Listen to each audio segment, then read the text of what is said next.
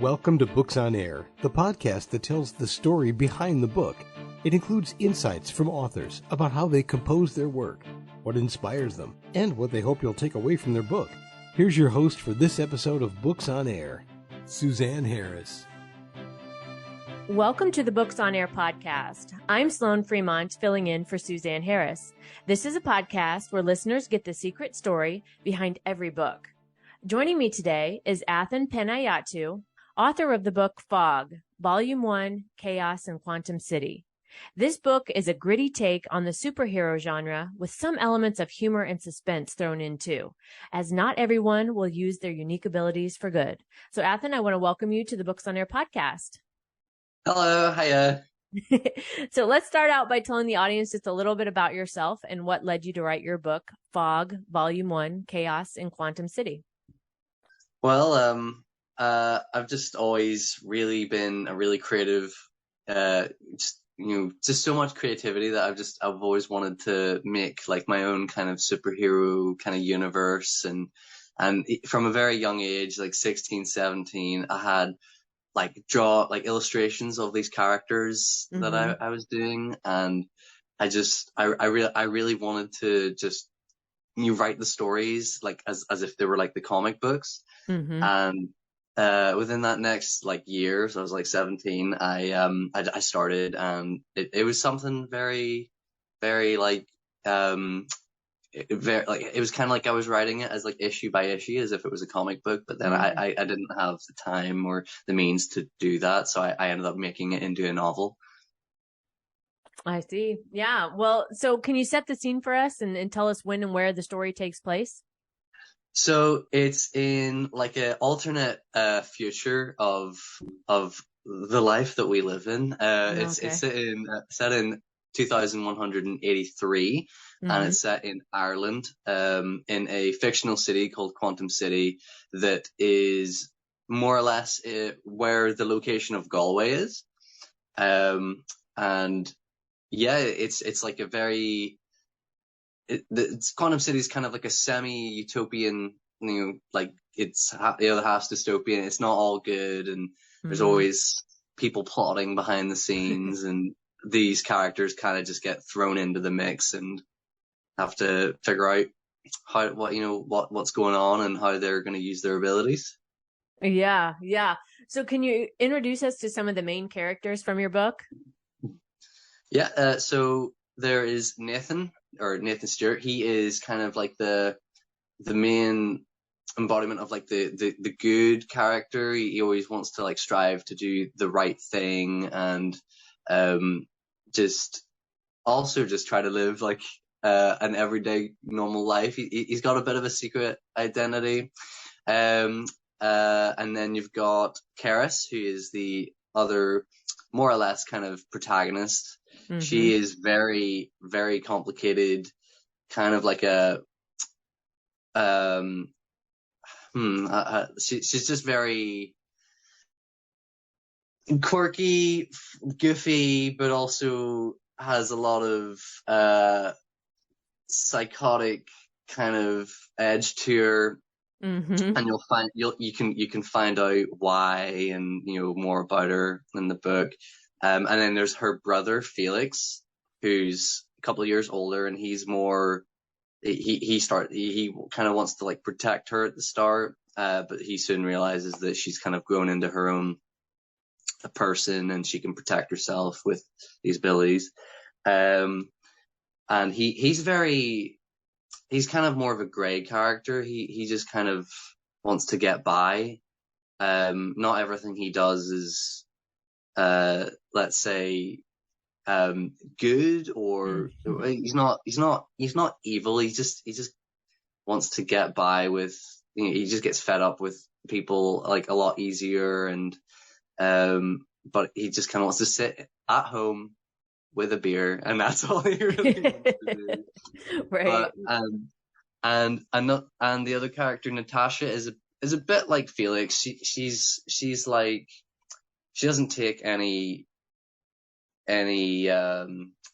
what's the word?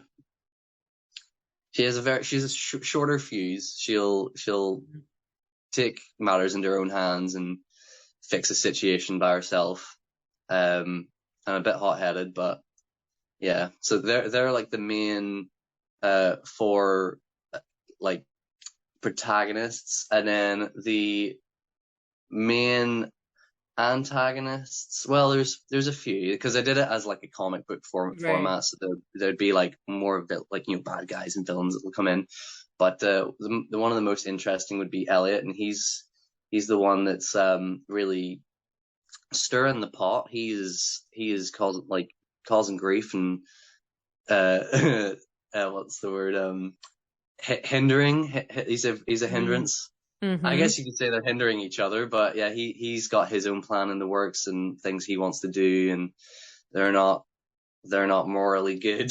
So, but yeah, so that's like the main characters. But Elliot's very like upper class, like stereotypical kind of snob, but he's very intelligent, and he can be a bit unhinged, but yeah, you'll have to read it to find out. Right, right. Yes. Well, and it sounds like you have an interesting mix of characters, and the perfect storm for a good story with all those different qualities. And so did you draw on like people you've known over your life for these characters, or were they just these ideas that came to mind and you knew that these characters had these qualities?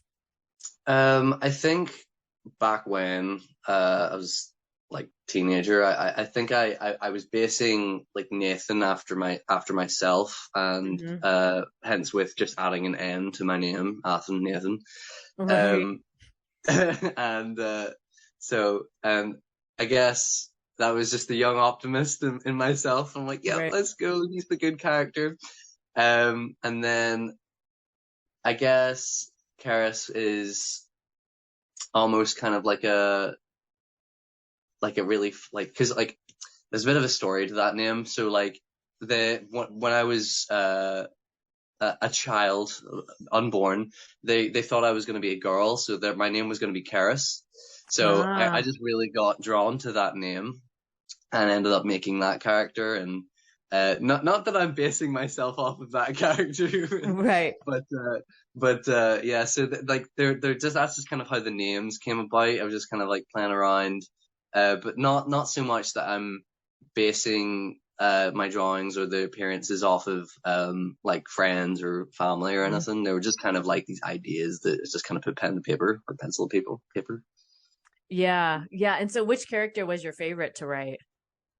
Probably Karis, because Yeah. she's just so like you can't really expect what she's gonna do next, because she's just Mm. so impulsive and wacky and zany. Yeah. Well, and so when you're writing, I mean, one of the things and what I love talking to authors about when you're writing is that, like, especially with characters and how they develop as you're writing the story, like there's so much freedom to allow the characters to do whatever they want, right? Like, because it's your story, so you get to tell it however you want. And so when you're writing and you're creating these characters and these personalities that come out, it's always so interesting for me to hear how those come, because it's they develop over time, it seems, and that freedom I think would be so fun to be able to have when you're writing. Yeah, definitely. I really do love character development, and it's just like, if the characters definitely aren't the same as they were at the start of the book than they are at the end of the book, Hmm. and like even with like the book after it, which is unpublished, but like the characters continue on, their stories continue on, their personalities change. But yes, like I really had a lot of fun with their kind of own like individual journeys and like how they Hmm. change. Uh, with Felix, he is very just, as I said earlier, he's just kind of, he struggles through life. He just kind of wants to do what's easiest, but eventually he will take up more responsibility. That's just like a little hint, but like, yeah, I really do love the change in character development. Oh, I love it. Yeah. So let's move into the story a little bit more. What is one of your favorite scenes from your book? Favorite scenes? I think my favorite scene is probably, I think it's when Karis goes on a bit of a rampage. She goes after like after the company that wronged her, and she just kind of lets all hell let loose. But Mm-hmm. Mm-hmm. um and there's like a pinnacle moment that happens there where like things happen. I'm not going to spoil, but yeah, I think it's that, and it's just the creativity that I had with like how she uses her abilities, um, and how creative she could get with them, Yeah. per se as well, and how much she's actually kind of practiced and honed on how to use them, um, to her own kind of like uh personality, I guess. But yeah, Yeah. I think it's that. I just have a lot of fun writing her as a character and how she deals in with situations. Yeah, and especially something set in the future too, right? Because again, anything goes, right? It's in the future, so there's no Yeah. parameters, there's no like guardrails you have to go by or anything. And that's one of the reasons I love reading like futuristic books, sci-fi, that kind of stuff, and even watching movies like that, because to me, it opens up your own, as the reader, it opens up my creativity to help me think about things differently or look at things differently. Because again, I'm in, like, as I'm reading it, I'm putting myself in that futuristic place. And it's, to me, it's always, I feel like it helps me expand creatively reading these types of books like this. Yeah, yeah, definitely. So as you're writing the book, what surprised you the most in your writing process? Um, to be honest, I actually quite surprised myself. Because I think with how I write, I will kind of get the base storyline down in bullet points in like a Mm-hmm. separate Word like document, and Mm-hmm. then when I'm doing dialogue, I just kind of let it flow naturally and how that person would react or reply to that person. And I guess that's kind of the main surprise. I think I think the big surprise is when I create um separate like kind of aspects of the story. And then I think it was in the writing process that I realized, oh my goodness, these things all can connect together and just really bring the story all together. And I think that like I think I did it um like a bit unintentionally, Yeah. but I've done it a few times, and I love it when it happens, and it really surprises myself. Yeah. But Yeah. And I'm sure that feels yeah, good too, because it's like you're kind of taking these different avenues, and then to have it all tie together is like, yes, this is working. This is how I wanted this to be. yeah, Mm-hmm. that's probably the most exciting thing. I think as well with when I'm reading back through earlier stuff, and like if I'm making changes, Mm-hmm. I'll realize, oh, this needs to be changed, and then it opens up more ideas and like conclusions to subplot lines and stuff like that. Yeah. But yeah, Yeah. it really is can just be out of the blue and just yeah surprise myself. Um, and Yeah. Those are then the best sometimes, surprises. definitely sometimes, if I'm going back and I'm reading all like like in the process of like I need to catch up on what I've written to make sure if it all makes sense and the continuity is fine. I will stumble across my own jokes and laugh at them. That's how. Yeah, that has to feel really good. I mean, that's Yeah, that's that's just how amazing. silly it is. But yeah, and I'm like, right, if I'm laughing at it and if I've forgotten, like that has to be funny. Right, right, exactly. um, So what would you say sets your book apart from other books in this genre? I think it's probably there's not a lot of that kind of superhero like, but like dark gritty. Like there is a bit more of it coming up like now, but with like TV shows. But I think with like just the more adult themes that are in it that you don't really see a lot. Like if I'm referencing to like some of Marvel and DC, it's very like it's hard to describe, just like this golden age, like superheroes, and they can do Yeah. no wrong. And Yeah. but I really wanted to kind of have my own like band of superheroes that are set at like closer to home, because a lot of the superhero genres are set in like Spider-Man in New York and like in America, and I just wanted Mm-hmm. to make my own ones in Ireland and Northern Ireland at home, so and the UK. So just that, and the tonality of it, where it's anything can happen, and these characters are so complex, and not everyone's gonna use their abilities for good, and that just, it can all spiral out of control. Yeah. Yeah, for sure. And then again, as a reader, it takes you to a different place, right? You can like totally lose yourself in stories like this because you're going to a different place. And it's I always love stories like that. Yeah, definitely. I really love, what was I gonna say? How, yeah, like when I'm writing the scenes, I actually just picture the scenes, and like Yeah. as if it's playing out as a film or a TV show, and that really sucks me into my own writing when I'm doing it, and I can really Mm-hmm. picture everything, and it's quite exciting to have that writing process as well. Yeah. Yeah, for sure. And so thinking back about the writing process and who you were before you wrote the book and now on the other side of the book and even having, your second book in the works, what would you say, what did you learn about yourself, or how can, like, looking back on yourself, how would you say you've changed through this process?